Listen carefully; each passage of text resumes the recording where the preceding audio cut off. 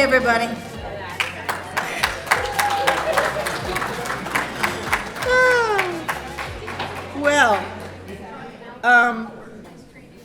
Welcome everybody, friends, colleagues, family of Rodger Jackson. I'm Pam Cross. It's such an honor to serve as your MC for the evening. I was the honoree last year, and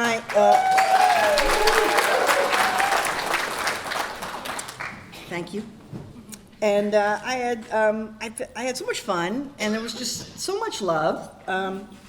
Tonight, Rodger, it's your night.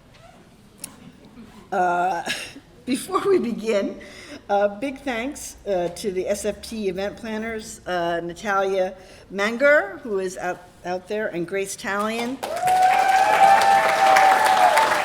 It's a lot of work, and we appreciate you. And also, of course, shout out to, as always, to Sue Burrows, who's behind the scenes at everything we do. But tonight is Rodger's night. And, you know, I looked at the list of roasters. We're going to have a lot of fun at your expense tonight, Rodger. And I know you don't love being the center of attention. I do know that. You're more of a wingman. But I do know how much you like free food. So it is always a trade-off. Always a trade-off. God, you know, there's just so much low-hanging fruit when it comes to Rodger Jackson. Do we go for his wardrobe choices? I'm not one to talk, so I can't do that. How he manages to be both bald and shaggy at the same time. How he has looked like he's 60 since he was 40.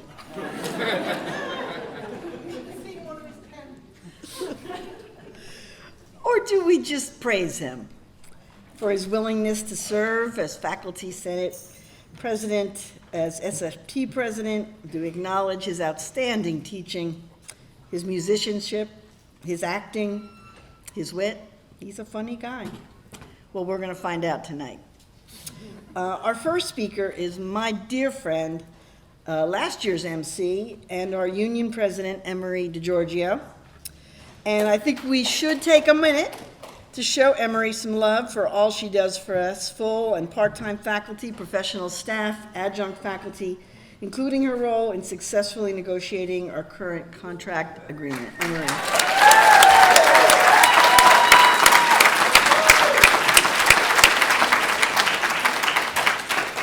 Without further delay, buckle up, Rodger. Emery DiGiorgio in the house.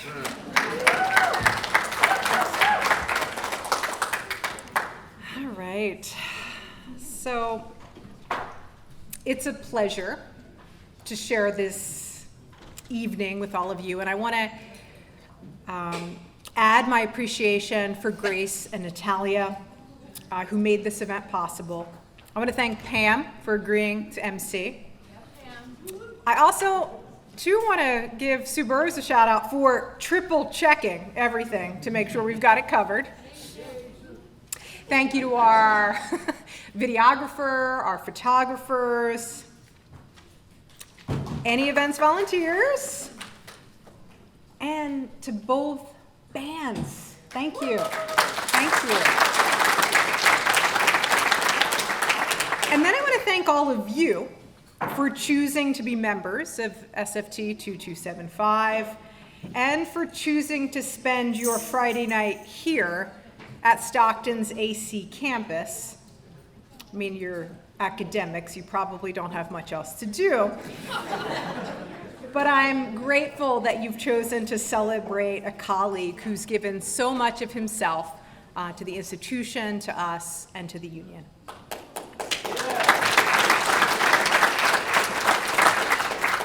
So I have known Rodger since I was a first-year student at Stockton 24 years ago.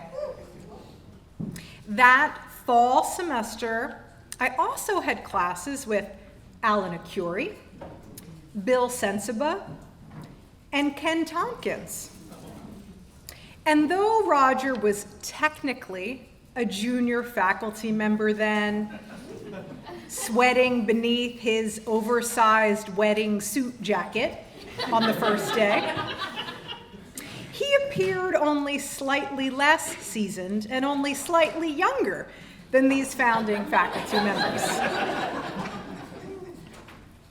I have learned so much from Rodger over the years, and it took some hunting in his Google Drive, which is the digital equivalent of his jumbled office, dozens of untitled documents, one of which, as you may have guessed, was a 16-page white paper he had written in 2018.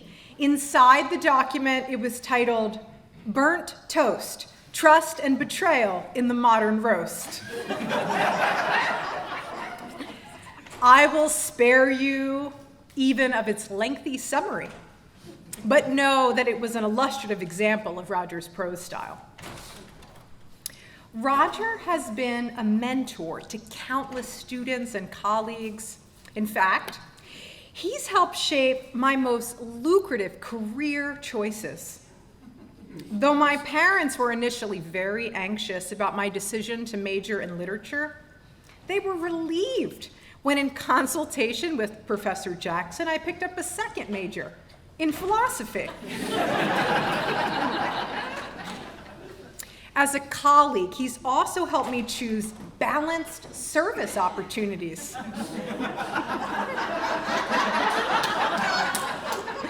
Such as using part of my sabbatical to solicit and catalog faculty responses to the Showboat purchase and ensuing vote of no confidence. And more recently, inviting me back into union leadership right before the pandemic. So allow me to borrow a classic Rodger transition. It's likely a theater gesture he employs to show deep thinking while calling you an idiot or worse in his head, or stalling to come up with something.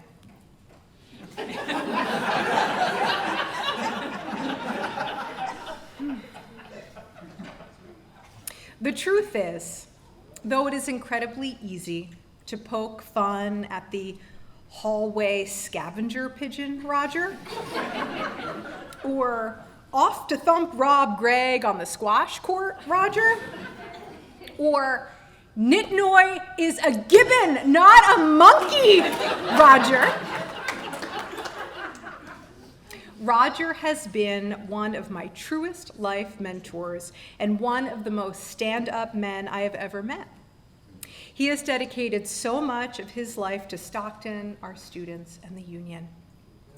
He chose, or was coerced, to serve as union president on the heels of his Senate presidency, in part because it's nearly impossible to say no to anything Ann Pomeroy asks, but more so because we needed a seasoned leader who could continue to advocate for our rights. Rodger fully knows and believes that the union exists because of its members, and to lead well requires deep listening and yielding to the will and good of the whole. This setting aside of the ego is not easy for most academics, but Rodger consistently does the right ethical thing. I have watched him quietly outwit many an administrator and also outshout quite a few. He's modeled that it's possible to lead with head and heart, to treat folks with dignity and grace, and to call a snake a fucking snake. He's responsible for expanding our local union leadership to include more women, more staff, junior colleagues, inviting more perspectives, more voices,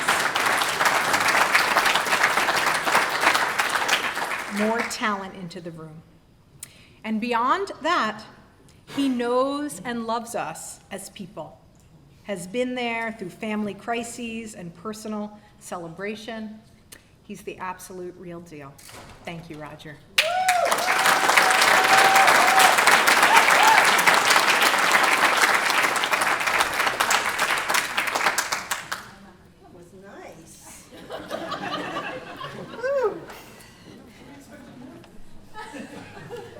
A little nicer than she was to me last year. Okay, just gotta, make it not about me for a minute. Next up is the long-suffering McLeod-Jackson family. Melanie, Lane, and Dana, and this should be good.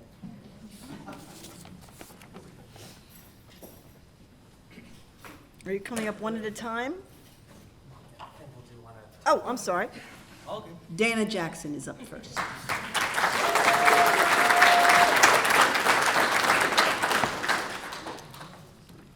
Hello. Greetings to all here, friends, colleagues, and distinguished guests. We are gathered here to roast, toast, and hopefully have ample black male material for this distinctive fellow of Stockton University, of academia, and of Local 2275. Now, from what I've been told, we have something in common, according to my mother. Citation needed, MLA style will work.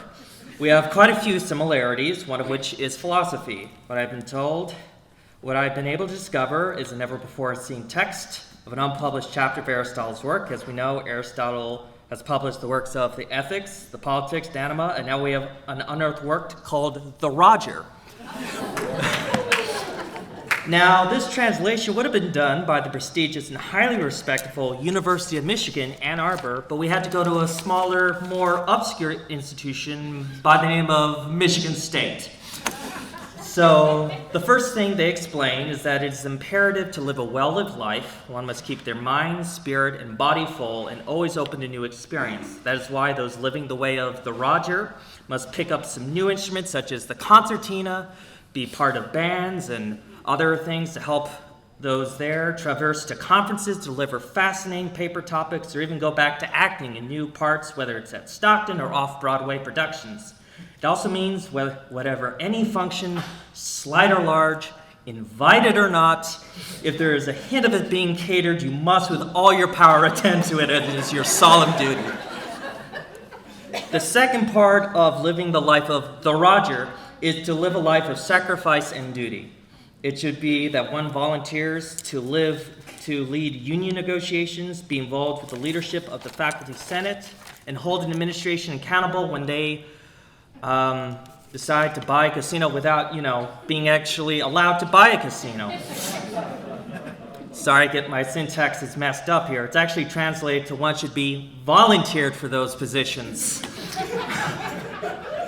The third part of the Rodger, or the Rodger's casual readers sometimes call it, is having a character of perseverance and hope, whether it's the simple things as helping colleagues through figuring out their unemployment forms during the pandemic, or just being there for just marching to just fight for the colleagues to just get the rights and the fair share that they deserve. It's also giving the inspiration for their daughter to just persevere for their values requirement rather than them to sign up for the more accessible ethics theory and practice, for them to sign up for moral theories that has a more denser material and has a student retention rate that just starts dropping more and more and more through the semester. Now, I would suggest giving the Rodger and its reading material and its way of life a recommendation. Now, I may be biased, but then again, we do have that connection. APA citation accepted. Thank you, Rodger Jackson, Doctor of Philosophy, Union Leader, Tamer of Gibbons, for your example and being an amazing professor and father. And please don't change the locks when we get home. Thank you very much.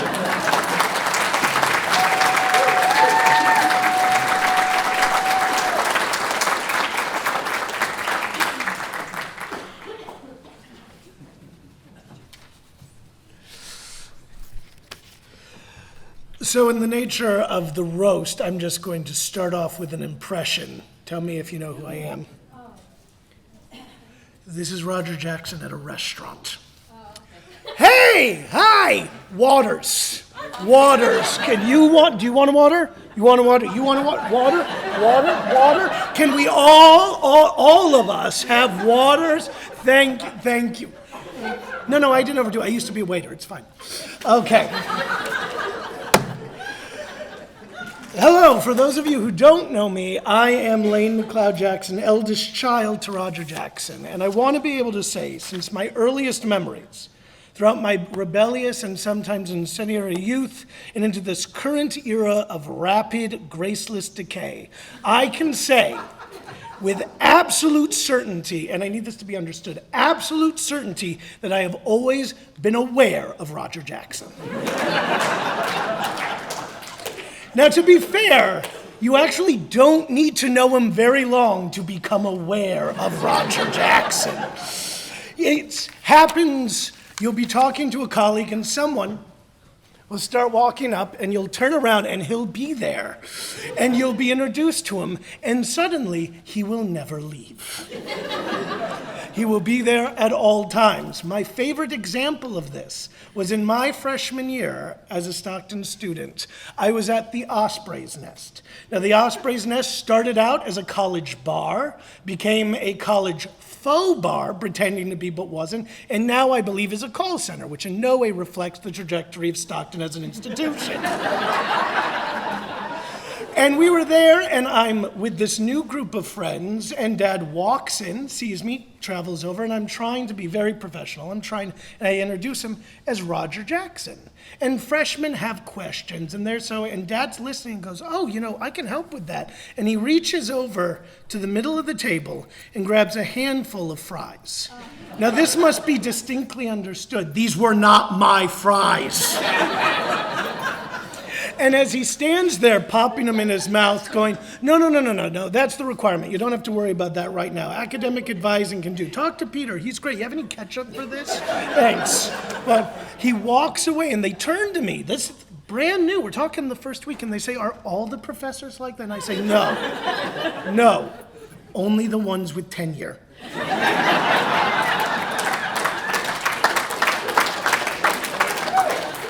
Now, it doesn't take long, and part of that's because he's everywhere. At my last count, this semester he's dialed back, but he's still in 12 different bands, 4 films, 106 committees. He gets in 3 squash games, he does open hours for students, walks random picket lines just because they're there. And I feel like this hasn't been brought up enough, shows up for free food.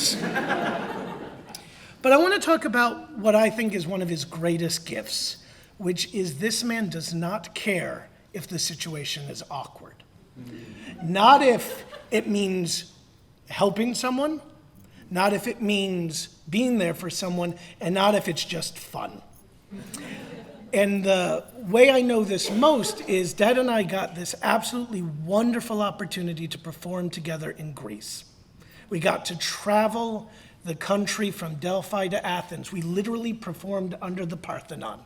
I got to learn from my dad in so many ways in that semester. And it had been a long trip.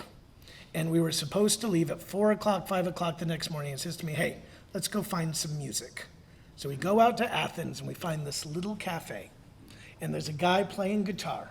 And Dad, having played guitar for little places his entire life, says, hey, let's order that man a beer.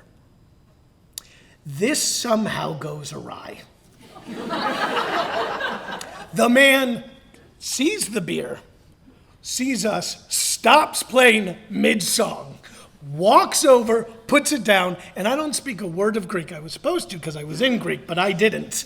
And he starts making it very clear he will not take this bottle. And we still don't know if it's because he wouldn't touch that particular beer with a 12-foot pole, or if it's because he didn't know who the strange American was out of principle. All I know is he was speaking very animately at us, and I was like, cool, I'll take the beer. And he goes back and plays, and virtually anybody else I know would have left. They would have waited a bit, but they would have left. But we wanted to hear music. So Dad cracked open that beer. We enjoyed it, and we stayed until they closed. He's comfortable. He's comfortable in himself, and he's comfortable with others. There's no awkwardness. So a toast to Rodger Jackson for always being there.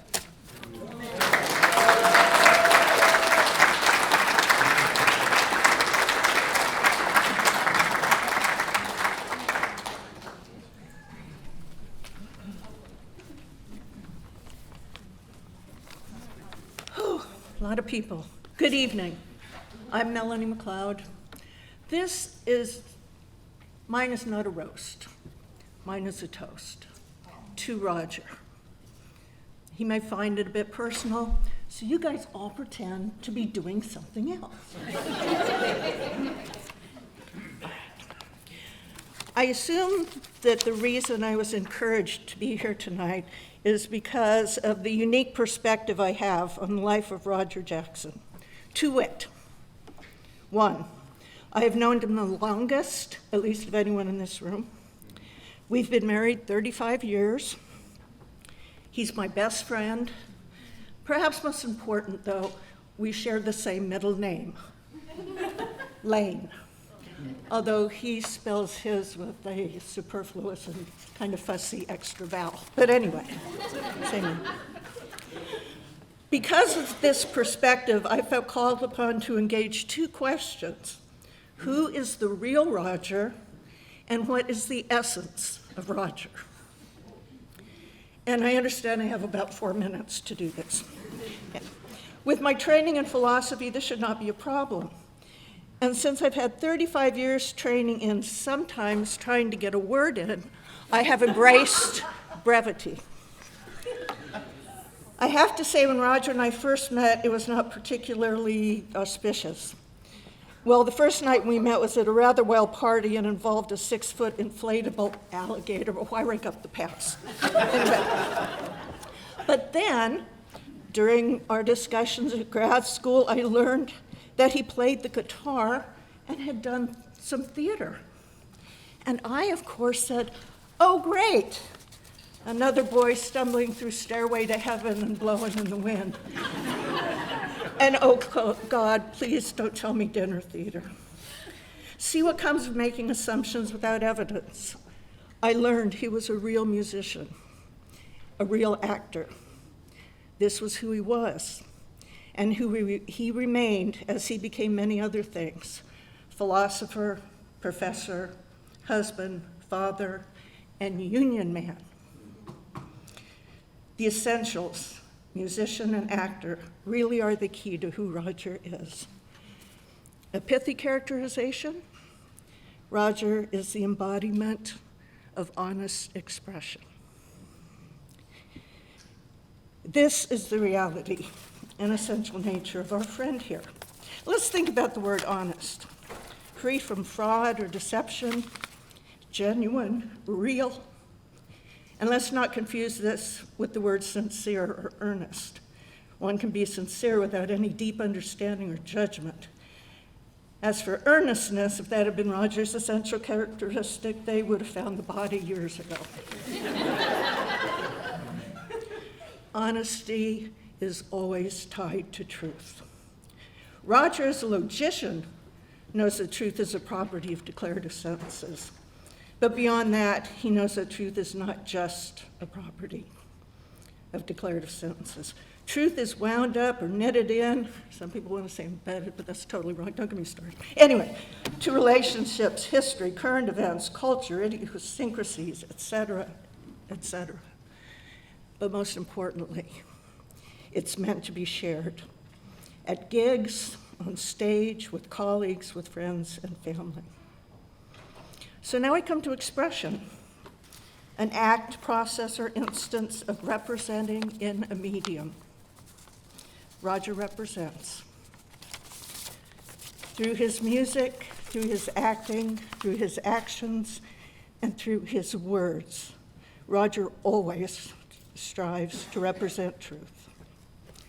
Honest expression, embodied.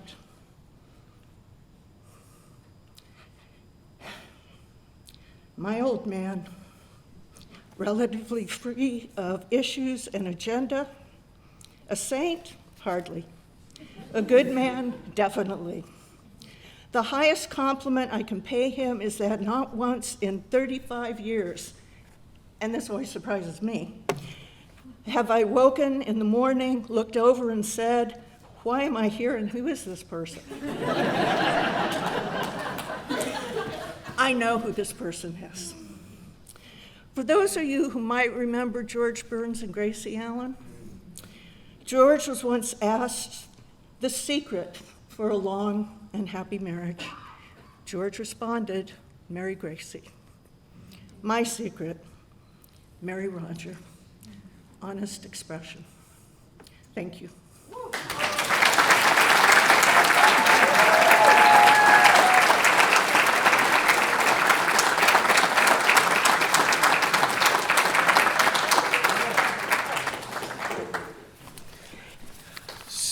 So we have a little tradition we do with Dad that we were unable to do this year. We also passed out lyrics, so feel free to join, especially for the last one. All right? Today, Father, it's Father's Day, and we're giving you a tie. It's not much, I know, it's just our way of showing you we think you're a regular guy. You say it's nice of us to bother, but it really is a pleasure to fuss. 'Cause according to our mother, you're our father, and that's good enough for us. Yes, that's good enough for us.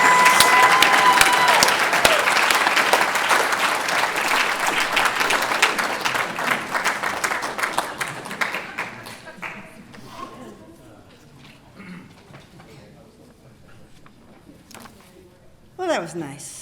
I don't mean to be a buzzkill or anything, but as far as Rodger and his honest expression, he has greeted me for the last 20 years with either bite me, or if he's in a good mood, eat me. And isn't that refreshing? Yes. Anyway, our next guest speaker, Rodger, is Tara Luke, who's a really, really nice person. So I don't think she's going to say anything to upset you. And if she does, bite me.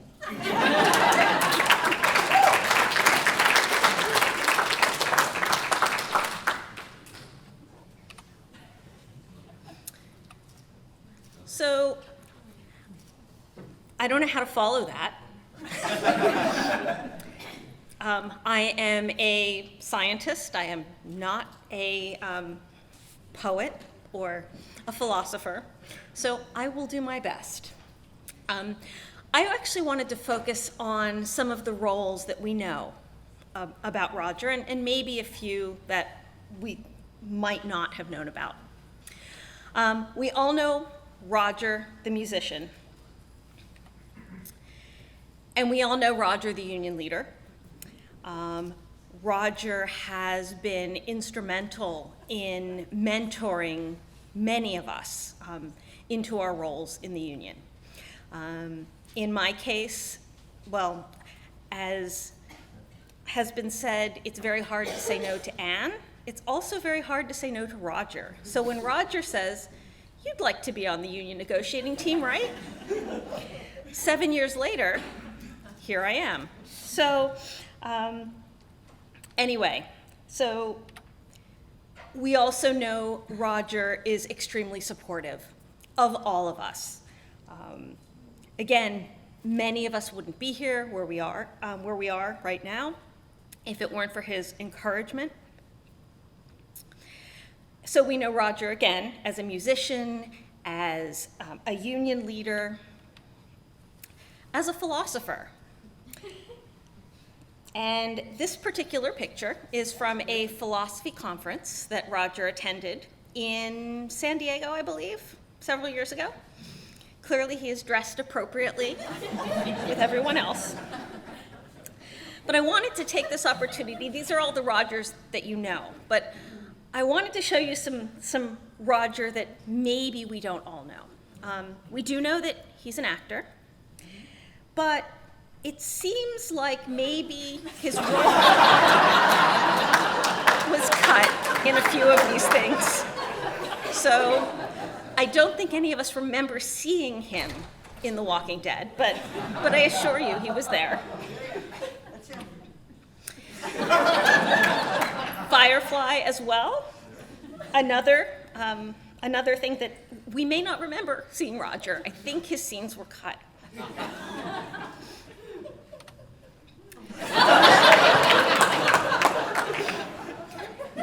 Again, I don't think any of us remember seeing him in Star Wars, but clearly the photographic evidence is there that he was there. But actually, at least one of his shots actually did get into one of the movies. And just in case you can't tell which one,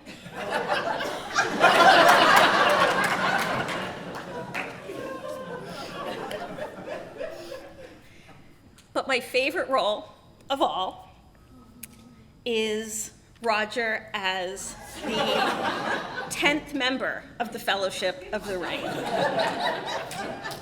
And again, I don't know how we all missed him in these, but there you go.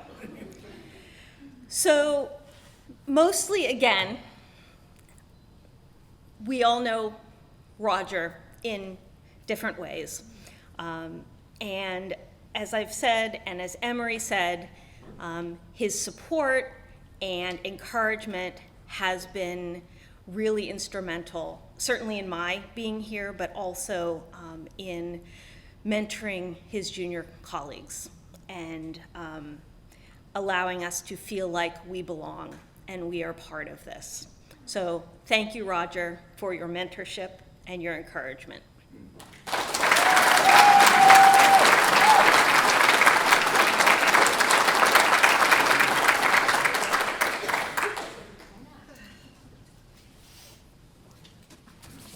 Good job. Good job, Tara. Our next roaster is the one and only Stacy Rose, who lives across the street from me. She didn't take in her garbage cans in a timely manner this week. But that's not relevant. Rodger, you are totally on your own right now when Stacey Rose comes up here. Heaven knows what will come out of her mouth.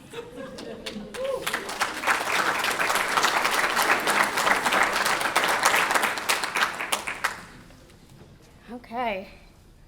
May have to adjust these microphones as I am under 5 feet tall. Okay. Good evening, everyone. My name is Stacy Rose. I worked closely with Rodger for several years. I was the professional staff vice president and then treasurer for SFT. And as some of you may know, I also used to adjudicate student conduct cases. And well, those instincts for truth and justice don't just go away. And so, I want to present to you today my case against Rodger Jackson. What case might I have against him, you wonder? Well, friends, former colleagues, and people I don't know. It's this. After years of careful observation and analysis of Rodger Jackson, I have come to the startling conclusion that one, Rodger Jackson is actually a cat. No, I know. But how can this be? Well, like a cat, he's cunning, he's crafty. He takes many forms as a cat. Sometimes, if you look closely, you can see his cat face. Other times, you can see his cat form. And so, I'd like to enter my first piece of evidence into the record. Did you know that adult cats don't meow at each other in the wild? They meow at us to bend us to their will. Their meows are hypnotic. Some might say their meows are musical. Right, Rodger? Now, some of their noises are less than pleasant. And have you seen Rodger when he gets startled or annoyed by your presence? Or worse, by a manager on the wrong side of the master agreement? I want you to look. Look closer. Rodger Jackson is a cat. I can hear his hissing ringing in my ears. And now I present to you my second piece of evidence. Cats are known thieves, particularly around food. My cat Lola stole an entire package of hot dog buns once. Every single time I have ever been in front of Rodger with food, my food has been eaten. But not by me, but by one Rodger Jackson. So I dare you to look at this photo, but look again, more closely. Rodger Jackson is a cat.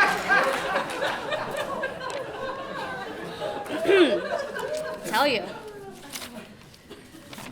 I got too excited and turned the page. Okay, so this brings me to my third piece of evidence. Now, those of you that have lived with a cat know that they are kind yet maniacal.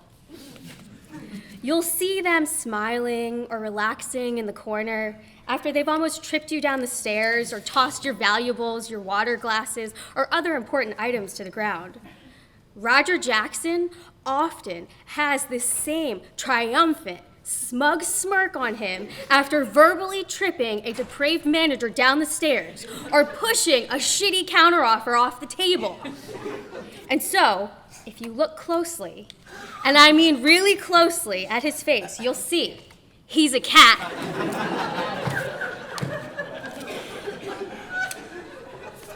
It's uncanny. And now my fourth piece of evidence. Now, cats are steadfast and meticulous with their grooming, but not all of them. Some cats require additional grooming. Much like that one cat with a summer cut. We've all seen Rodger Jackson after his summer shearing. And so I beg of you, look closer. Rodger Jackson is a cat.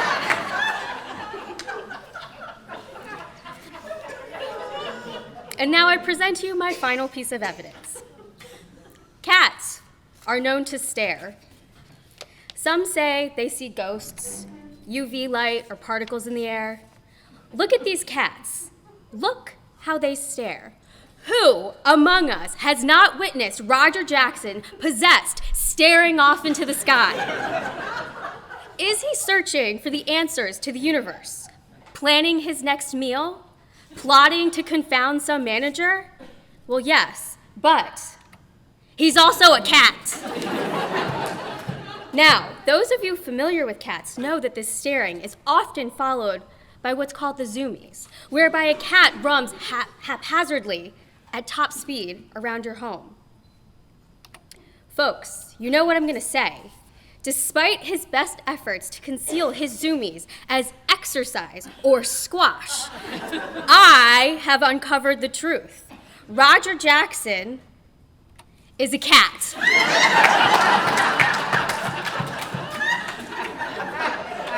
I would just like to say that was a suggestion from someone on Rob Gregg's staff.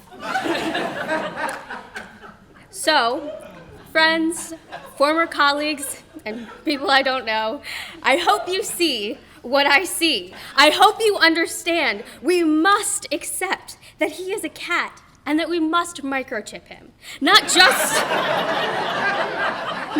for his own good, but so that we as the people who have kept watch over him and cared for Rodger and fed him can keep tabs on his whereabouts when he moves on from Stockton. Because here's the thing about cats, particularly cats like Rodger. They make absolutely no sense. And yet, you're drawn to them anyway. You might not feel like they have the capacity to be protective over you or even care until they show your foe their claws. They can be sweet. And yes, it's weird. But like a cat, Rodger shows an interest in the people he cares about in his own weird little way. And never in my life did I, someone ostensibly full of vitality and youth, think I would become friends with someone many would classify as an old man. And yet here we are.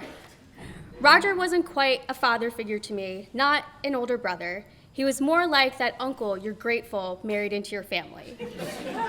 And I always felt like things would be okay with Rodger, even if they couldn't be fixed. So Rodger, thank you. And please don't think I'll ever delete this photo from my records.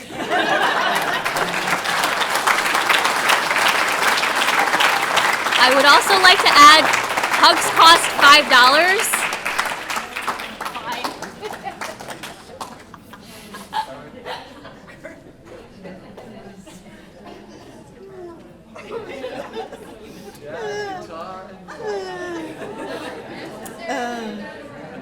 Oh, man.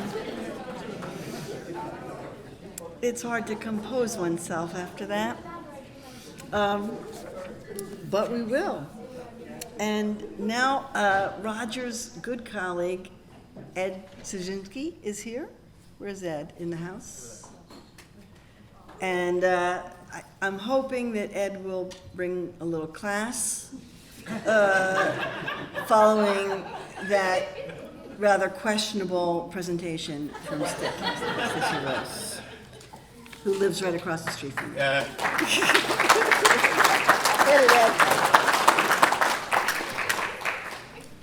Please do keep that picture up.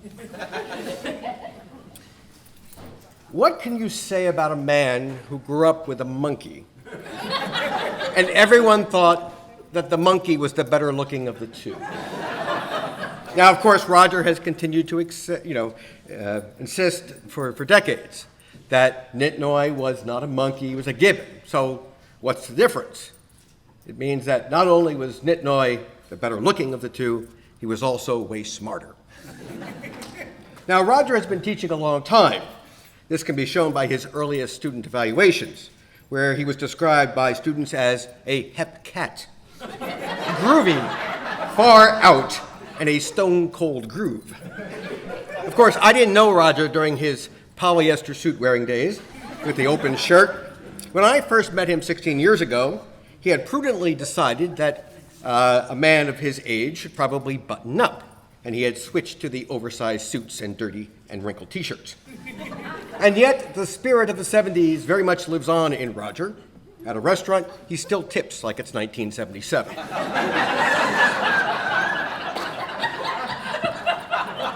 Now, as a teacher, Rodger's reputation is unparalleled.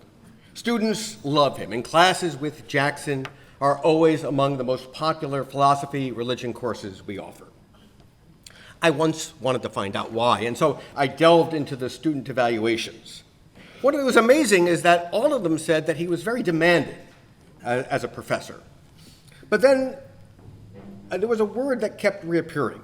He understands us. He understands students.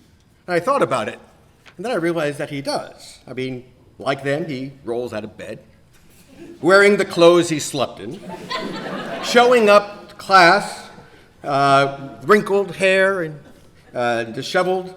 Like them, he's always late, probably hungover, in desperate need of coffee. Now, Rodger's own college days may have ended during the heyday of the Big Bopper, but he still gets today's students. Of course, many of you have gotten to know Rodger as the most successful union president since Jimmy Hoffa got those front row tickets at Giant Stadium in '75. Now, I've often imagined Rodger at union negotiations, sitting across the table from Chris Christie, the two of them staring at each other intently. And I can almost hear Christie thinking to himself, looking at Rodger, you know, I could really go for a cheesesteak. And Rodger staring right back at him and saying, "Okay, but you buy." Now, this, of course, is all imagined. I have never sat next to Rodger during these negotiations. Over the last 16 years, my dealings with him have primarily been as a colleague in the philosophy and religion department, where he has served as my Obi-Wan and mentor. Rodger was always ready with a wise word when I faced challenges with colleagues or students, and of course, most of these wise words were obscene, and they usually involved the suggestion that I should drink more and that I should just tell people to fuck off. Now, others will talk about Rodger the musician, especially as concerns his participation in the faculty band. For myself, I prefer Rodger the actor. I remember seeing Rodger play Prospero in a production of The Tempest here at Stockton. I mean, Rodger playing a half-crazed, wild-haired man talking nonsense, typecasting. So how was it? Well, I'll say this. What Rodger did to Shakespeare, General Sherman once did to Georgia. I understand his portrayal of Willie Loman was so bad that it was the first time an audience actually cheered when he killed himself at the end. Now, it is at this point that I'm supposed to say something like, all kidding aside, Rodger is a really great guy who deserves to be feted by friends and colleagues. I will not say that. Not because it's not true, but because my relationship with Rodger has never put all kidding aside. He has spent 16 years making fun of me, and I him. The only difference being that tonight I get to do it in public. If my deep affection and respect for Rodger was not evident in what I said, that was completely intentional. For although those feelings are very real, I would never let him know it. And so I conclude with these words, both heartfelt and sincere. Rodger, get stuffed. Thank you.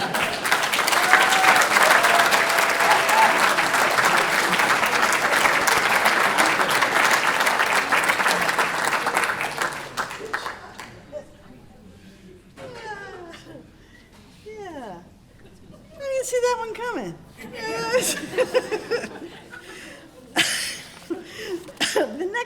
The next roaster is actually a very good friend of mine, even though I call him a very bad man. He took my son on a trip to Brazil, and Andy turned 20 in the Amazon with Tate, and Tate cyberbullied me and on Facebook and wrote that there is a tradition in the Amazon that when a boy turns 20, he must wrestle an anaconda. And then, much later, the post came back, "We are all betting on the anaconda."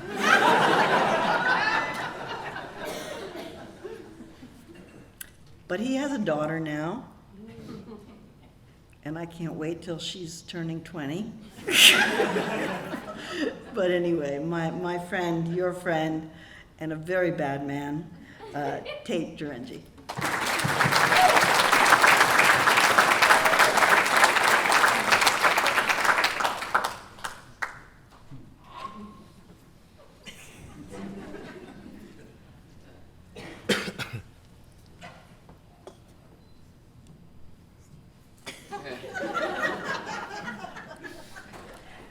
I don't know what these guys are doing. They are not really roasting Rodger. So I'm just going to tell you, I'm here to roast Rodger. I didn't come to praise him. So, Pam, by the way, Andy was great on my trip. That kid, by the way, took a few classes with me before we went to Brazil. And one day, I'll never forget this. I wasn't at your roast, so I'm just going to do it now. I teach environmental science, for those who don't know. And I was trying to explain to students how when you have solar panels, they had this new technology where solar panels can track the sun and follow it across the sun, across the sky. Throughout the day, it will just track the sun, and you get maximum energy throughout the day. So the way I explained it was, so the solar panels would just turn and follow the sun as it goes across the sky. And everyone was taking notes and just asking questions about this cool technology. And then Andy raised his hand. And I shouldn't have picked on him, but I don't know why. I just decided that, okay, let me hear what Andy is going to say. And he goes, Tate, you do know that the sun actually doesn't move. It's the earth that is moving.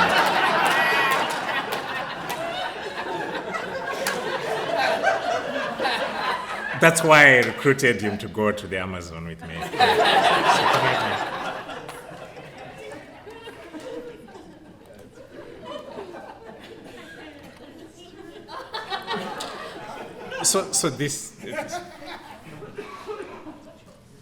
So I came here to Stockton in 2003. I know it's missing a D.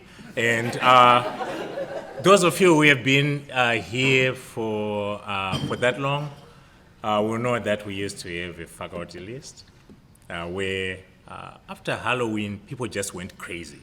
Like someone would just wake up on the wrong side of the bed and just post something crazy on the faculty list, and then would all react, and then to be flame after flame after flame. Regardless of what the issue was,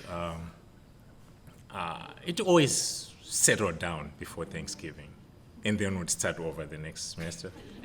So when I got here in 2003, this was no exceptional year. It just happened like usual, except Rodger actually posted something, responded to someone, and the person who responded to Rodger spelled his name like this.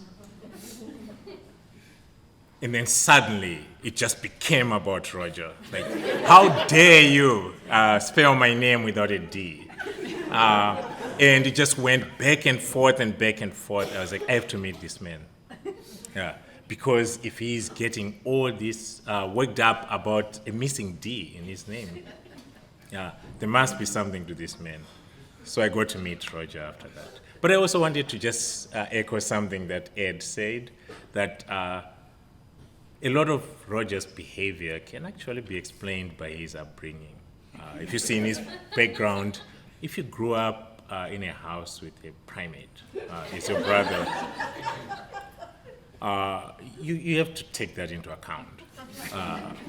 Seriously. So I'm just, whatever I'm going to say now, take it with a grain of salt, and to remember this man grew up with an ape in his house. So by the way, talking about people misspelling names, I got a reminder today about today's event.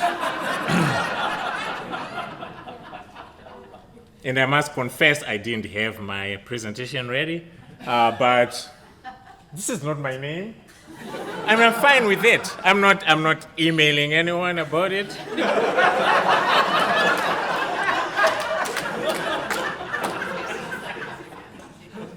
I'm fine.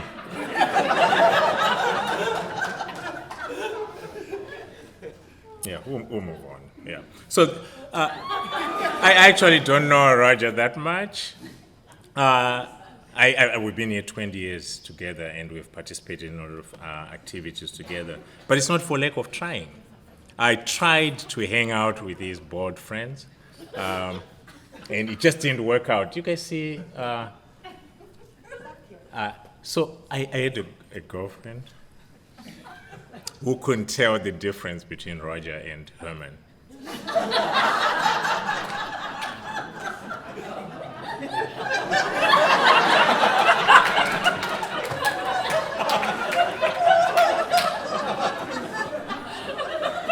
So Emery said this at the beginning, right? No, it wasn't Emery. I think it was Pam, actually, that when Rodger sees you, other people, like when you meet people, like I see Nathan, I think about all the nice things that Nathan is doing, and I casually say hello, and we catch up on a few things. With Rodger, it's just insults. Like, it doesn't matter whether it's in the hallway in between classes, or if he catches you online on Facebook. or on some social media, he sees that you're there, he just starts insulting you and keeps you up, just insulting you. So one time we were walking in the hallway, and my girlfriend, by the way, that time, some of you will remember this. I actually lost students in the Grand Canyon. It was kind of a big deal back then. And so because of that, I ended up on texting terms with the then President Herman Setcom and the then Provost Harvey Kesselman. And Herman actually invited me to his office. And it was supposed to be a lunch, and I told him, oh, my girlfriend is visiting, and maybe I can come later. And he said, no, just come, your girlfriend is welcome too. And I went there, it was just me, Herman, and my girlfriend. And there was this big spread. Like, it would feed all of us here, actually.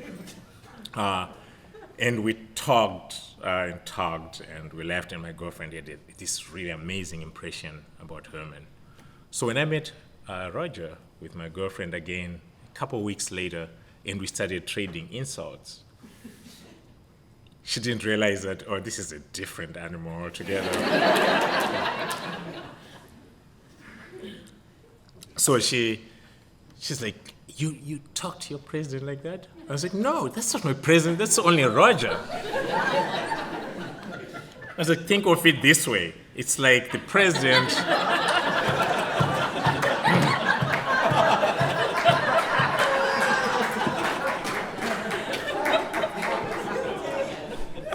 So it's like, you get the idea. So after I explained all this, and then I told Rodger actually at some point that this is what happened with my girlfriend, and but then I broke up. Unfortunately, she broke up with me, mainly because I kept running into Rodger with her.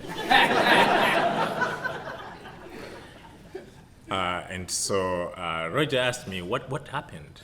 And I said, well, we went to a barbecue. And when we went to this barbecue, everyone at that barbecue seemed to be familiar to me.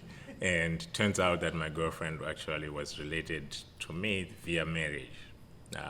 A cousin was married, and in Zimbabwe, it's a big deal. Rodger looked at me really. No. Okay. So Rodger looked at me with this smile and said, "Not in Michigan." I'm sorry, Melanie. So I told him that in Zimbabwe, if you are even remotely related, even by marriage, you can't be in a relationship. That's why you broke up. And Rodger was like, "Not in Michigan." I was like, okay, I get it.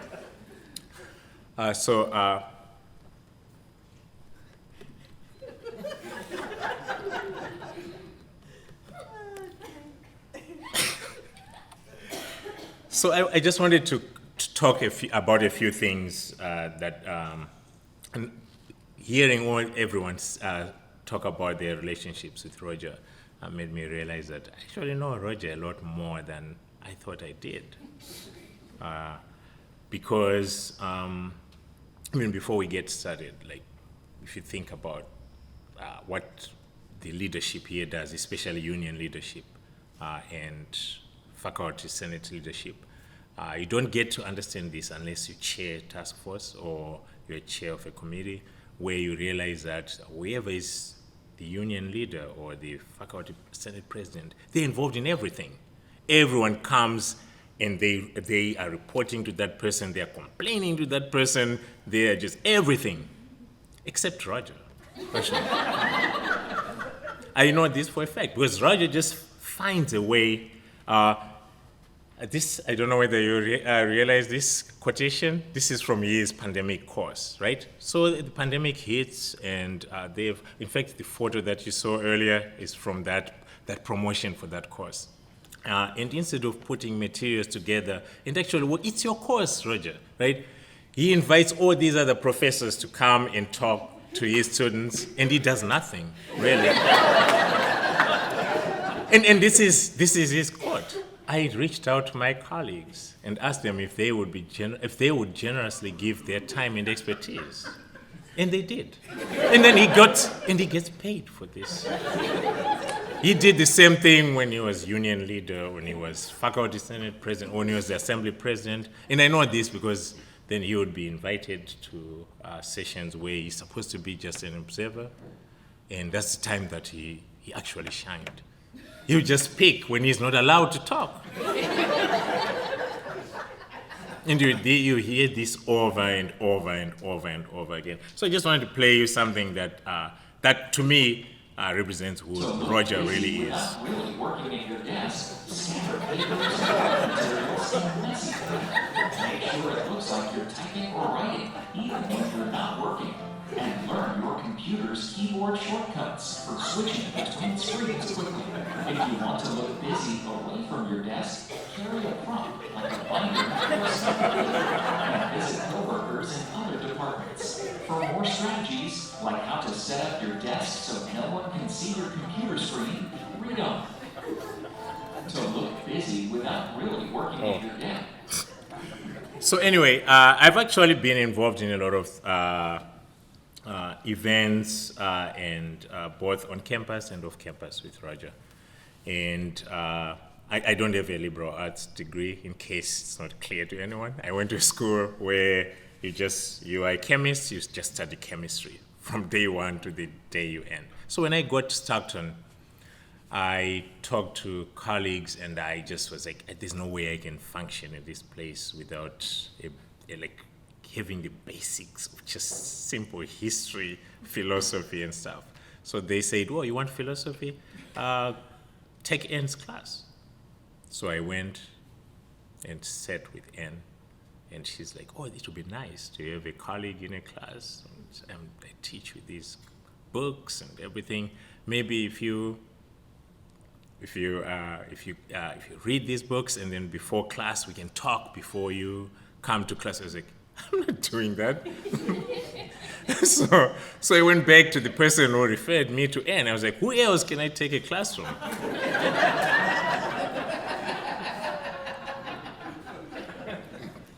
And they said Rodger, with a D. So I said, I'll take a class with Rodger. So I went and I sat in Rodger's environmental ethics class, which was just an amazing class. I learned a lot from just sitting in that class, his Socratic approach, the way he relates to students, and I have nothing but good things to say about that class. I wanted to evaluate him, but since I wasn't a registered student, I went to rate my professors.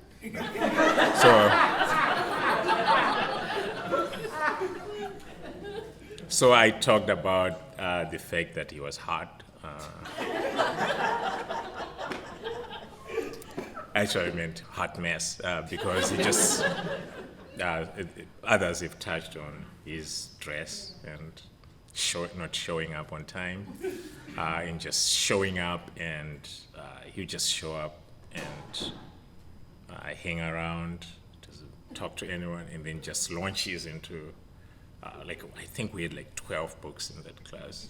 I think I read 2 of them. And we also, after that, I don't know why I thought it was a good idea. We had one day, I think I drank too much. Obviously, I drank too much that day because somehow Kathy said I was there, and she said, it would be a good idea if the 3 of us have a freshman seminar. And we have 3 different sections, and would take advantage of our strengths, but we'll meet once a week together, and then before, within 2 weeks, we'd recruited 2 other people, Patrick Harsey and Linda Smith, may she rest in peace.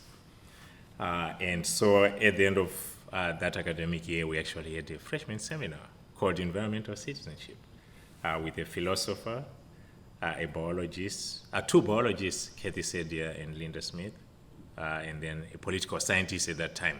Harsey just pretends to be all these things. Yeah, he's actually a political scientist who was in political science before we recruited him to NAMS and called him a sustainability person. So the 5 of us would teach a course. I think we met 3 times a week, twice as individual seminars, and then the 3rd day, all 5 sections would meet in Alton Auditorium. And again, actually, I really, all kidding aside, Rodger is an amazing professor. He connects well with students. There's something about him that makes it very easy to listen to him. It also makes it very easy to dismiss him. So it's a kind of, yeah. But,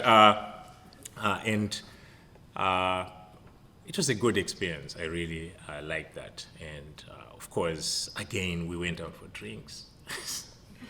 And then he convinced me that this would be good. It would be a good idea to do the governor's school together, where we bring in 100 students from New Jersey, like rising seniors from New Jersey high schools.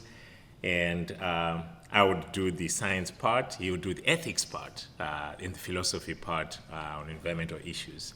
And we co-taught that for maybe 3 years.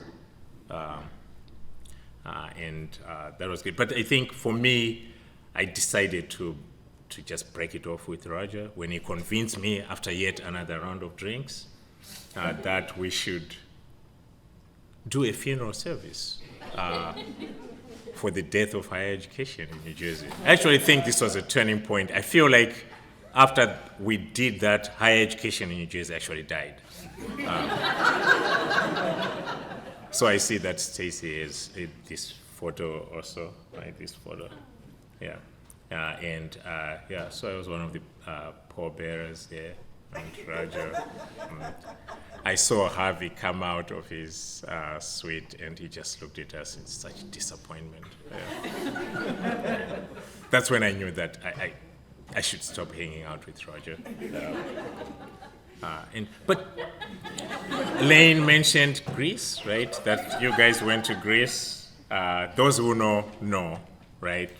These 3 philosophers. I feel like when parents, I'm a new parent, well, kind of new.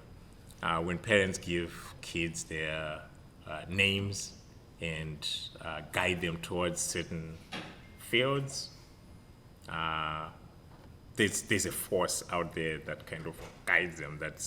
And one thing that I learned actually from Rodger's environmental ethics course was that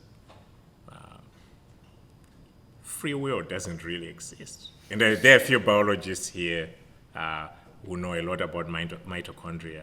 And with the few things that I learned from philosophy, I just feel like there are things in life that just guide our lives. And I feel like, so whatever you think about Rodger, it's not his fault. That we actually, we only have so much control over our lives. Yeah. And so, yeah. So, in closing, I feel like my relationship with Rodger is kind of weird because we've known each other for 20 years. We have all these, and by the way, no, it wasn't Joe. Ed talked about squash, and we played one game of squash.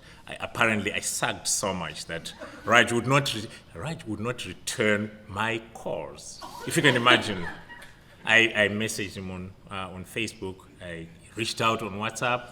I reached out on email. He would not return my call. My revenge was he was curious. He was like, Tate, I know you dance. Can you take me out? I'm sorry, Melanie. One day can you take me out with Melanie so we can go dance and all this? I was like, you wouldn't play squash with me, you fool. I'm not taking you dancing. So I just complained. I just said, I'm not doing it. Yeah, so. Do you guys remember when you guys, I wasn't part of it, so I wasn't, but I was there when you roasted Malaku? Yeah, and you did it so well that his brother was furious. I was sitting next to them in that event, and he was just like, how can they say they love him? And they're making fun of him. They're making fun of his accent. They're making fun of how he teaches. How can they say they love him? And I was like, thank God people from Ethiopia are peaceful people. Can you imagine if they were like from Michigan?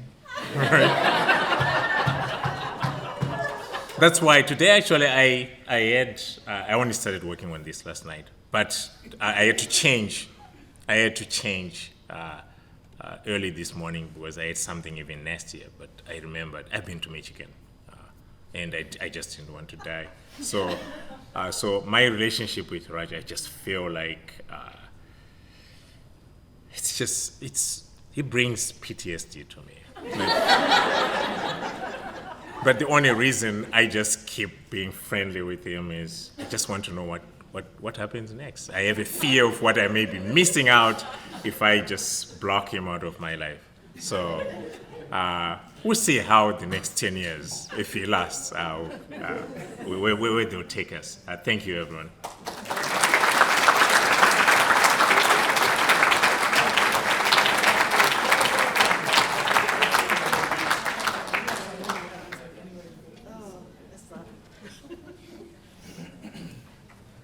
Okay, I just want to say, this is an actual picture of Tate's trip to the Amazon, and that is my son.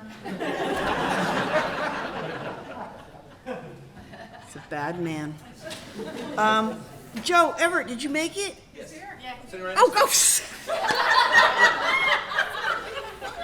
I was focused. Kind of dedication Stockton teachers have. So, How much have you been drinking? Joe is a little late, and I guess he'll tell us why. Sure. Babysitter. All right. The babysitter excuse. I'm sorry you have to follow Tate. But to your credit, you never tried to kill my son. So come on up.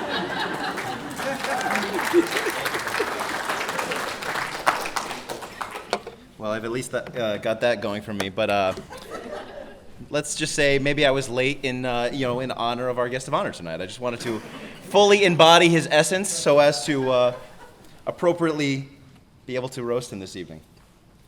So yes, my name is Joe Everett. I have known Rodger in many different roles over the years. Right now, as a friend, a peer, a colleague, and a partner in the sport of squash. I think I probably play him more than anybody else these days. I do good deeds. But I also at one time worked closely with Rodger when I also held the position of Vice President for Professional Staff for the Stockton Federation of Teachers. And I also like to call him my mentor because that makes him feel old. I also have the distinct pleasure, I think, along with only one other of the roasters this evening, of having been his student. I somehow find myself, during my undergraduate years as a philosophy and religion major, I'm not exactly sure how that happened, although I assume Melanie may have had a similar experience where it sounded like a good idea that Rodger talked me into, and at a certain point I couldn't back out. I have a name.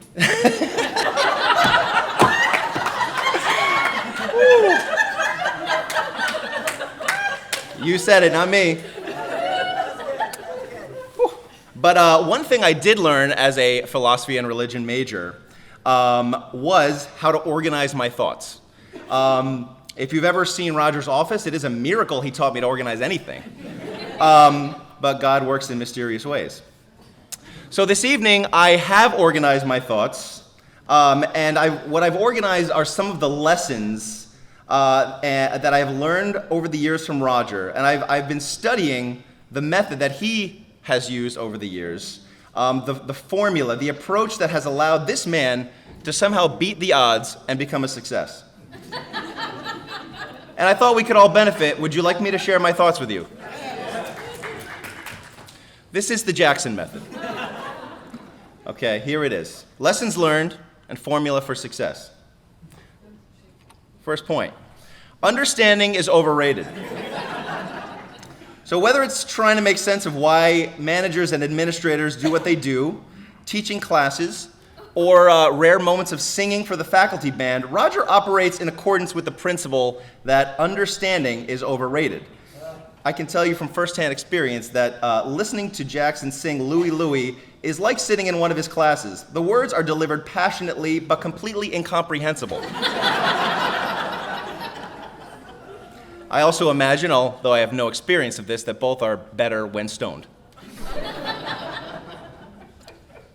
Second point. Look old and confused. In squash and in life, Rodger has frequently used this to his advantage, playing upon the sympathy and kindness of others. There's no real roast joke here. I just think he always looks older and more confused than he really is. Am I right? Next point. Hope springs eternal. Rodger seems to be under the misconception that we're going to allow him to retire at some point. But what he doesn't know is that during the most recent statewide negotiations, Emory slipped a lifetime obligation clause in there for Rodger. Call that a little pork belly spending. Good luck, sucker. Next point. Tweed is always in. Tweed is always in, folks. From my earliest memories, Jackson has always embraced the wacky professor look. And I think, it's fair to say he likes his fashion the way he likes his ethics classes, grounded in ancient concepts and way longer than they really need to be.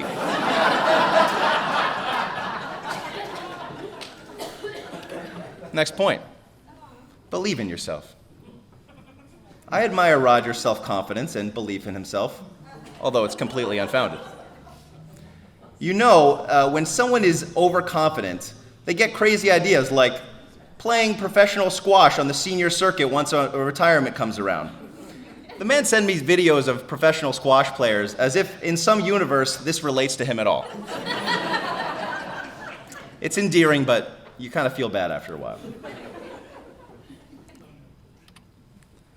Next point. Learn from nature. Jackson loves animals. It's been mentioned, many people may have been learning for the first time this evening that he was, in fact, living with an ape in his family home for a good chunk of his formative childhood years. Many people may be surprised by that. But I want you to think, each and every one of you, about Rodger's mannerisms, body language, hairstyle, and grooming patterns.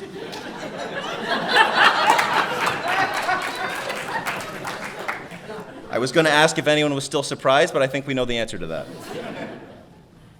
Next point. Sign up for the Google Suite. This isn't even a roast joke either. Rodger literally begged me to include this as an actual announcement for SFT members. Please sign up, and if you have trouble, contact Phil Paulsonelli. Please.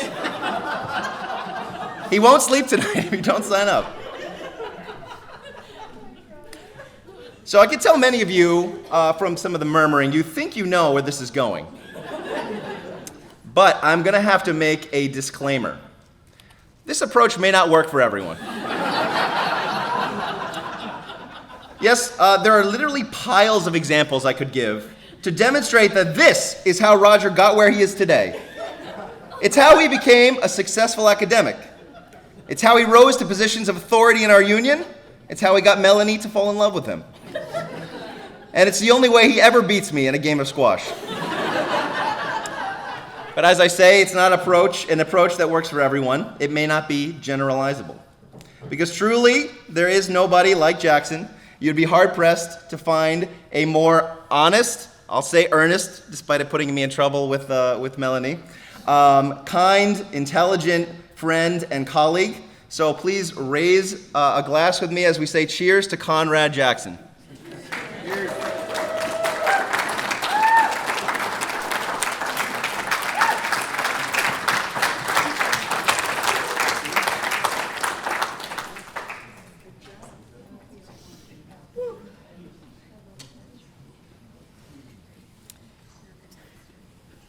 Well, there always has to be a closer. The closer is Frank Soretto, but before he comes up, we taught, Rodger and Frank and I and lots of other good folks taught in the EOF program for many years. And even though I can tell Rodger and Frank apart, there were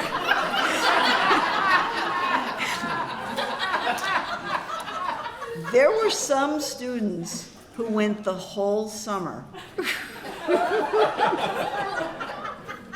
Not sure. Not sure. But Rodger sure did love that N-wing lunch. Some of us might complain about it. Rodger didn't know what we were talking about. It was free and it was fried. Frank, where are you? You're up, Frank.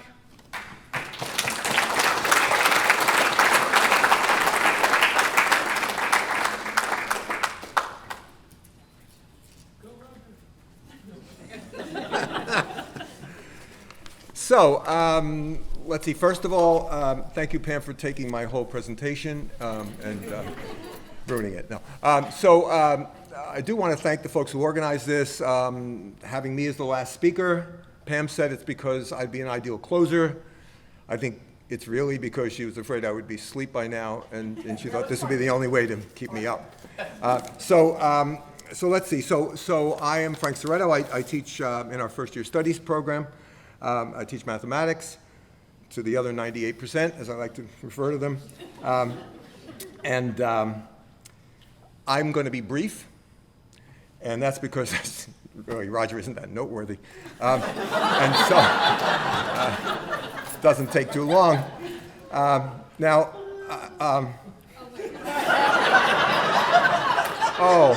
my. Of course, I got confused a little bit. I know, Rodger, you think that there's something wrong with this slide, don't you? Yeah, but of course, I thought we were here to talk about a movie. I thought it was going to do better than that. All right. Thank you. But no, I am here to talk about. Oh no, wait, that's not it. Wait, hold on. No, that's not it. Oh, okay, it's coming. There was a G in there. Anyway, this is a representative photograph, I would say. As Pam said, many people, students, and in fact, a couple of colleagues have called me Rodger in the hallway and told me what a wonderful course I was teaching. And I said, thank you very much.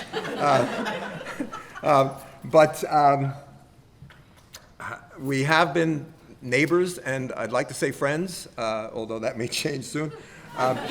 For many years, we of course play in two bands together. That's 2 out of the 42 that Rodger plays in. I have developed an intimate knowledge, I would say, of Rodger, given our interactions. Easy, big guy. We've had lots of conversations. Again, our offices are nearby. We talk about life, all kinds of stuff, music. I just wanted to sort of share with you some insights I've had about the similarity that we have, that you may have noticed. And I realized that I came up with this hypothesis that Rodger is really just a primitive form of me. Or actually, to state it a bit more self-centeredly, I'm a more evolved version of Rodger. And so I did some consultations with some colleagues in anthropology who shared with me some photographs. So I have the evidence right here. As you can see, notice the transition as time goes on. Yeah, do you see it? You're beginning to see the evolution, I'm sure. Yeah. Yeah. It's so disturbing, isn't it? Yeah. Until finally, the pinnacle. So I'm glad we've settled on the gibbon in the room. But let's not talk about the similarities between Rodger and myself. Instead, let's talk about something else that others have brought up, namely Rodger and food. So, Rodger is a voracious eater. Well, actually, to say he's a voracious eater is to say that he and I are beginning to have bald spots. Okay? I thought that was going to do better, too. Man, all right, fine. This on the left is a photograph when Rodger is not invited to dinner, and on the right, when he is invited to dinner. Okay, so again, what we see here, another meal that Jung has prepared. The one on the left is without Rodger, and the one on the right is with. Now, it's not just that he's a big eater. Okay, we all know that. We've seen it this evening. But he's also pretty sloppy.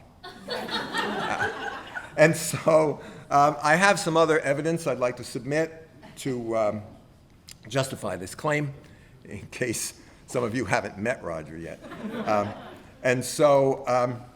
We have dinner at our house every time we have a rehearsal. You can see the table is set quite nicely before dinner, and we sit before we're playing music, we have some food, we have lots of alcohol, and then we play for about 15 minutes. And so this is typically what the dinner table looks like before dinner. And what I'd like to do is to show you a little something about what it looks like after. And this is our version of Where's Rodger? And in case it wasn't obvious, there he is. So I did promise to be brief, and I meant that because it'll really take me about 10 seconds to say all the good things about Rodger. I do have the deepest respect for Rodger. He and I go way back, like to Civil War times, apparently. He is a wonderful colleague. He is a terrific scholar. He and Melanie have a textbook that actually sold more copies than mine, which is almost the number of philosophy majors, I understand.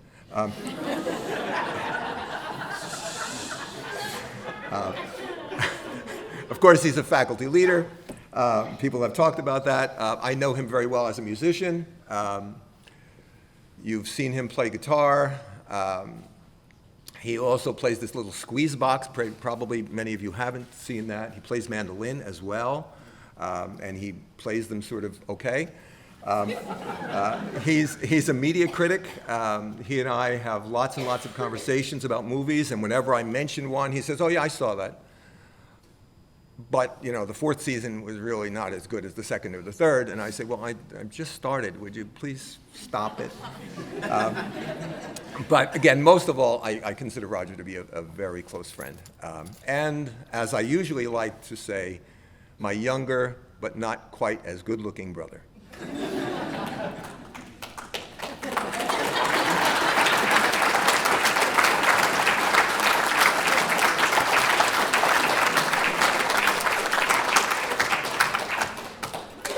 Back to one of those slides you just had? Oh, sure, maybe.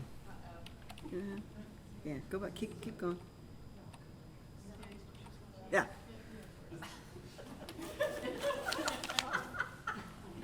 I think I speak for everyone in the room to say how grateful I am for the loincloth on the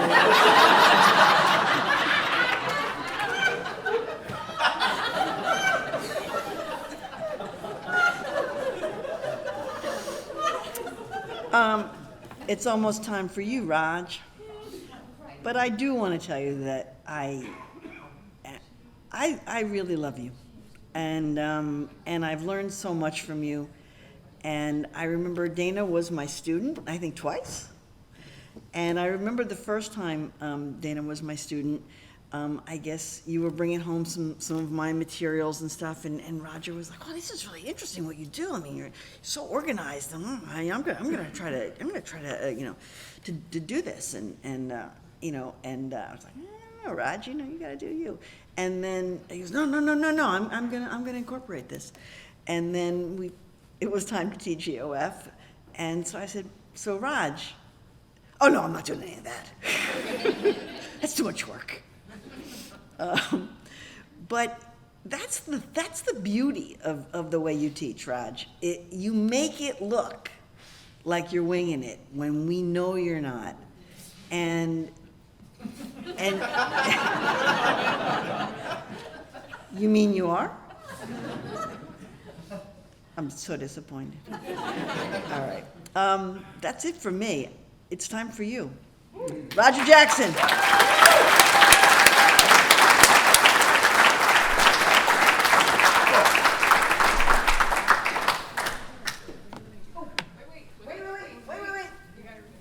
Oh. Professor Rodger Jackson, it is my honor to present you with the Dusty Award. And this is, what are you doing? I Trying to get this. I like that picture.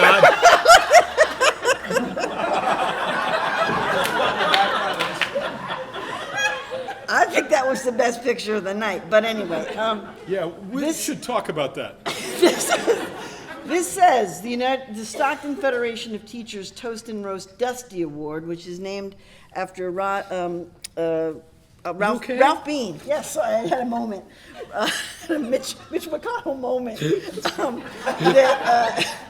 Ralph Bean, whose nickname was Dusty. It's the Dusty Award for 2023. Rodger Jackson, our fearless, funny, always hungry, multi-talented colleague.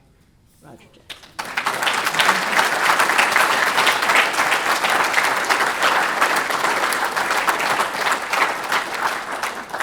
So, when I got here, and just to give you a sense of this, I've taught at the university for basically half of its existence, which is a bit odd. I know not as long as many. Frank, who's taught since the 1920s. And we all admire his work during the Depression.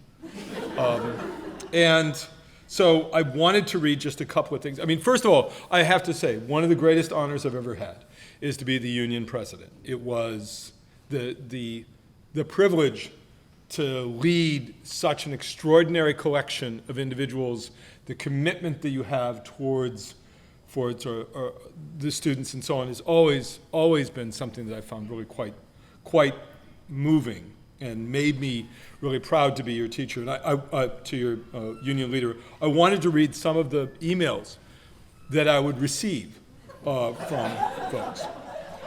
Jackson, where's my goddamn money? I got that one on a regular basis. Jackson, I saw this film on Hoffa, and they put two in the back of the head of a manager and dumped them in a swamp. Why can't we do that? And I think that kind of, commitment from the union, I think was really quite meaningful and so on.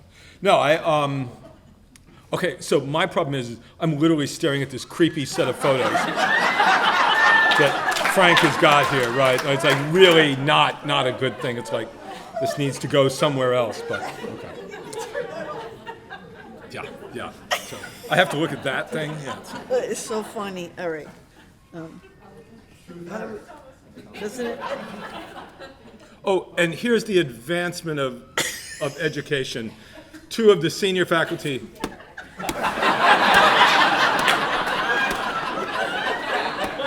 Let me fix that for you. I'd like to introduce my former students. Joe Everett, thank you very much. Okay.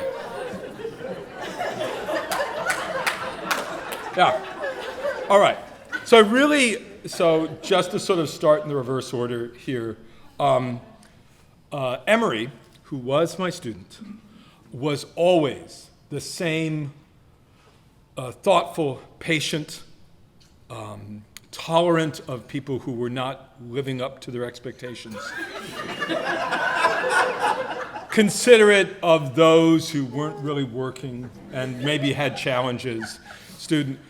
You just have to have imagined the look of contempt she would have on her face on a regular basis when she would come in. You haven't read this? Seriously? It's like, thank you, Ms. DiGiorgio. That's really lovely. You could maybe tone your contribution down a little bit. Why? What are you going to do about it? Okay. By the way, I literally, she's not kidding. It'd been like, like my second semester here, and she's like, so what? Do I get a real professor next? That was literally the next semester. I'm teaching a class, and it's on symbolic logic. She comes up to me and goes, look, I can do this already. I'm checking out. I'll just take the exams, okay? I'm like, oh, of course, that's fine. That's okay. That's good. Great, good. Good answer. Good answer.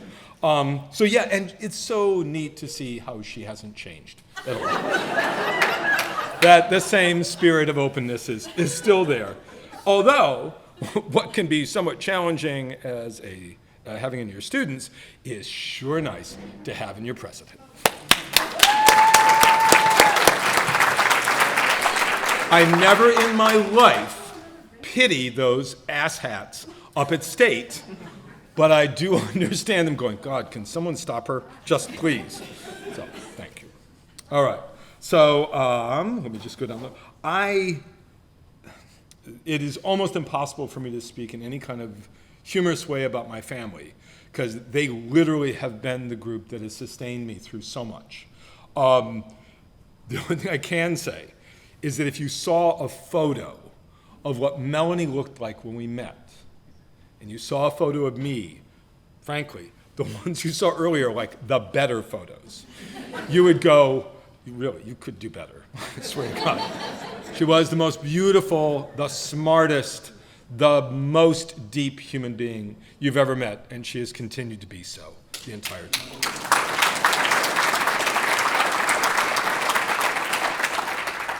So I'm just going to jump around a little bit and hear Tara. So Tara, you can sort of, if you had a subtitle section, it would be mentorship, encouragement, manipulation, really poor Tara's like, she's literally, the poor woman's just working in her office. And I walk in and go, what would be great? Tara's like, who are you? Why are you in my office? Please go away. You be fantastic on the negotiating team. Like, no, you must stop now. It's like, and then of course, if you just sit down to it, so the only way, okay, I'll join the negotiating team. And of course, she becomes this brilliant contributor. And you can often see on the negotiating people turning to, so Tara, what do we think about this? So we think the following. Yeah, and that's the wonderful Tara. Okay, so again, just going down the line here, just in a random thing. So I would like to point out, if you actually watched Tate's presentation, what was I think very instructive was how so little was about anyone but Tate. I find it wonderful and revealing that you could really go, so I guess he's toasting someone? I don't know. So tell us more about Tate. That's what I'd like. And in many conversations with Tate, you find a Rodger about Tate and what Tate's thinking now and what Tate's doing. My only real pleasure in all of this is that Tate has a small child now and is doomed to work until he's 95 because he's actually a decent human being and would not ever abandon anyone. But I will say too, the joy of watching Tate look out on a room full of 100 students in a governor's school and then turn to me and go, what do we do now? What do we do? What do we do with all of them? It's like, we make stuff up, Tate. We just make stuff up. Tate's like, can we do that? Oh, yes, we can. Because I'm in philosophy, Tate. Thanks so much. Don't need that data here. Let's just split them into groups. How about we do that? Tate's like, oh, okay. Yes. So Stacy is so good about the cat thing because Stacy, so when I came in as president, the amount I was not prepared was kind of the Mount Everest of not prepared. And Stacy was just about the sweetest thing. Then I realized, now she didn't talk. She's just training a cat. It's like, okay, we're going to move you here. You're going to do this. That's your litter box. Just use that. Okay? That's how we do this. right? We're just going to do this kind of thing here. Very good. It's good, Rodger. It's a good Rodger. Yes, here's a kibble. It's so good, yes. That was sort of what it was in many cases. I mean, and then because I am a horrible human being, as Tara will attest, it's like, you know, what another great job you could have would be. It is to be the treasurer. It's like, what? And so then we move, but she did it brilliantly. She was extraordinary in that. Let me move over to my colleague, Pam, who, again, Pam seems like a nice person. I mean, she like pulls that off on a regular basis. People, Pam's so nice. It's like, she's not so nice. So I'm teaching an EOF, and I had to step out for one summer. And EOF is probably some of the most important kind of teaching I ever did in my whole career. It's just an extraordinary thing. And anybody who ever did EOF, you always felt like you'd really accomplish something.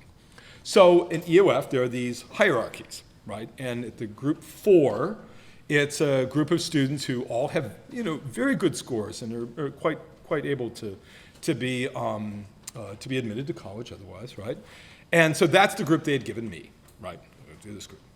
And so when I stepped out, I said, look, I understand. I should probably, I'll take group 1. These are people who have difficulty constructing sentences and have things. Like, oh God, no. We wouldn't let you near those people. No. They actually need a real teacher.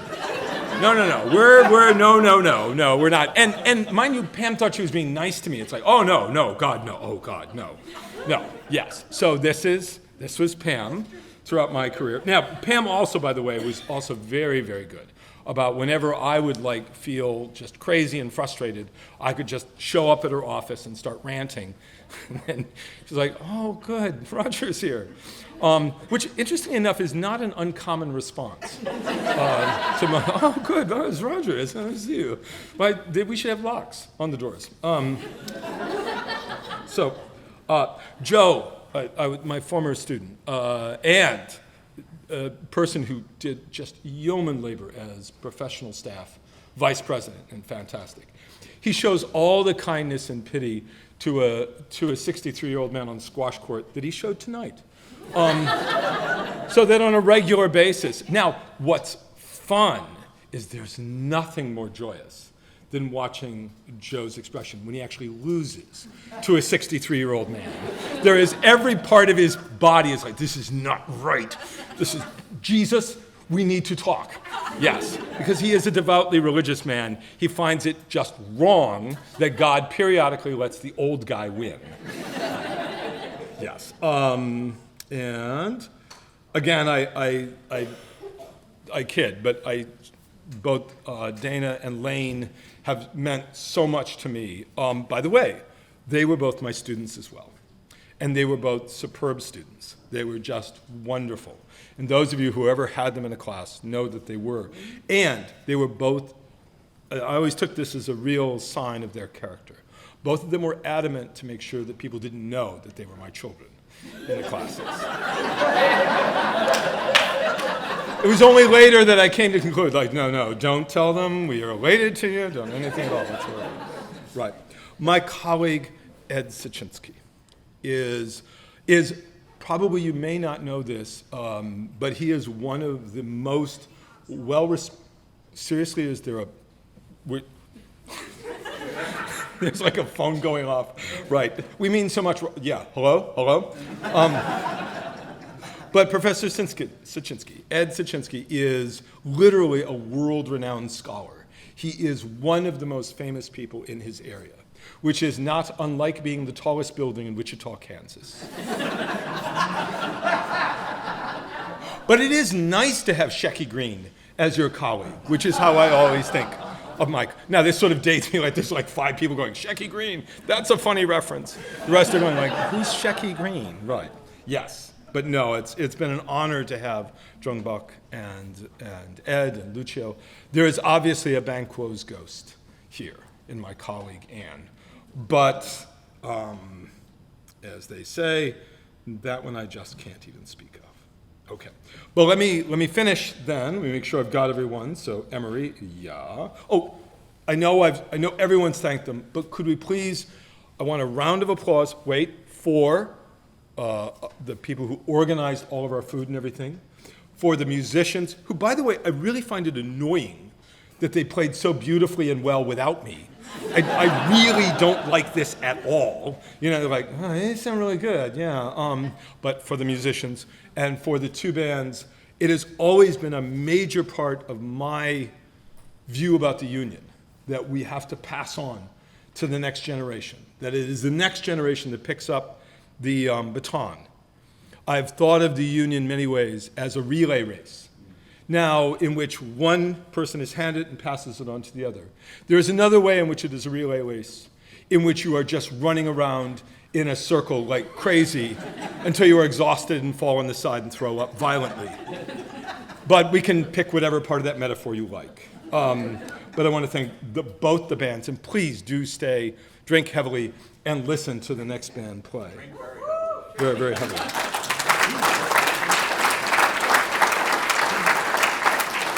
And then, may I say to my good friend Frank, who's been across the hall from me and so on, we have spent many years where we would do things where we would go, okay, so let's just pretend that the universe is run by rational people.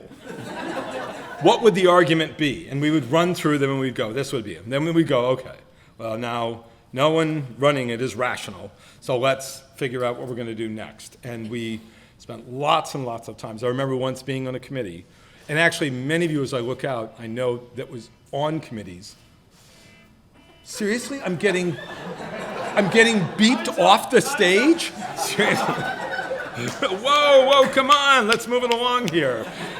Yeah, no, not that untrue. I remember once Tina Zapili saying to Emery, without realizing I could hear them, can you get him to shut up? And of course, Emery going, it's not. 20-some years I've been trying, it's not happening.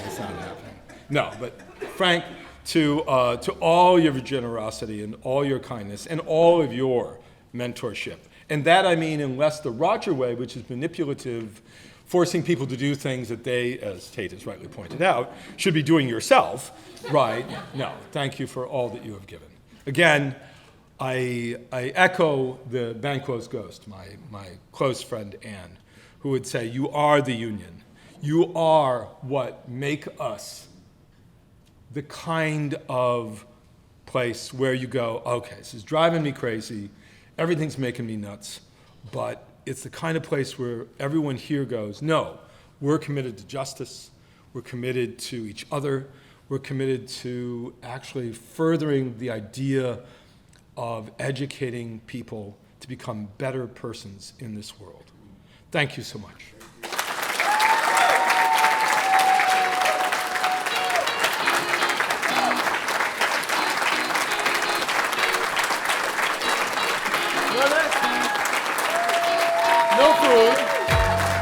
No food, no stains.